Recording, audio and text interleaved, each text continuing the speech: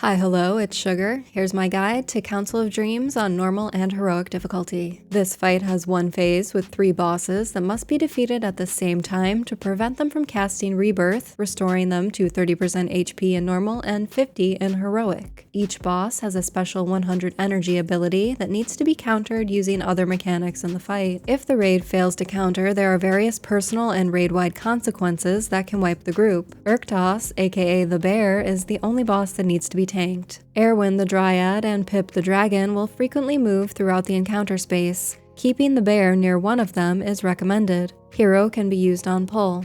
I'll start with the bear's Agonizing Claws. This is the tank swap ability. It debuffs the current target, increasing damage taken from the next hit by 100% for 18 seconds. In heroic, this is a frontal cone. All players should be mindful of this to avoid being hit. His next ability, Barreling Charge, is the counter to the Dryad's 100 energy ability, Constricting Thicket. Her ability lasts 20 seconds and does raid-wide AoE while reducing movement speed by 10%, increasing in stacks every 3 seconds. If we fail to interrupt this, Relentless Barrage will poison all players with a 30-second dot. Barreling Charge focuses his target for 5 seconds, then charges, dealing heavy physical damage to players in his path. Point this at the Dryad, and the raid should always soak the charge to reduce the raid-wide AoE from Thundering Impact. On heroic, this leaves players unable to soak for 30 seconds, so alternate who's soaking. His 100 energy ability is Blind Rage. This lasts for 20 seconds, doing increasing raid-wide AoE the longer it goes on. This is countered by Polymorph Bomb. Pip the Dragon uses this to transform players into ducks. You must eat 3 Noxious blossoms that are summoned by the Dryad to gain the Preen ability on your action bar in order to remove this. In heroic, the polymorph will spread to players within 7 yards when removed. One player must remove theirs on top of the bear to stop his blind rage. Failing to do so gives him a 500% damage increase for the rest of the encounter. When Pip reaches 100 energy, he'll cast Song of the Dragon, applying a shield to all players. We must counter this by standing on a Noxious blossom and letting its corrosive pollen burn through the shield. Anyone who fails to break their shield suffers Captivating Finale, a stun and dot that deals heavy nature damage for 15 seconds. Okay, now we know all the 100 energy abilities and their counters. There are just a few more things to note about this fight. The Dryad will throw out poisonous javelins that deal upfront damage and reduce movement speed by 30%. Her Noxious blossoms also do raid-wide AoE based on how many are up at a time. As long as your ducks are eating them, this shouldn't be a problem. The dragon has an ability called Emerald Winds, where he'll deal raid-wide AoE and push everyone around for 3 seconds. Here's a TLDR of the fight and everyone's abilities. You can find a link to this image in the description. If you enjoyed this guide, let me know by liking or leaving a comment. Happy raiding. Okay, bye!